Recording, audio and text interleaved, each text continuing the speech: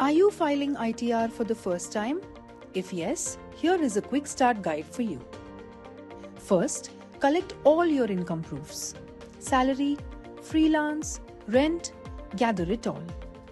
Then, download Form 26AS and AIS from the Income Tax e-filing portal. Cross-check the same with income and TDS. To download Form 26AS, log into the e-filing portal, then click on e-file, income tax returns, and then click on view Form 26AS. For AIS, log into the e-filing portal and click AIS. Select the applicable ITR form based on your income sources. Enter the details of income and deductions in the ITR form. Submit your return through the e-filing portal.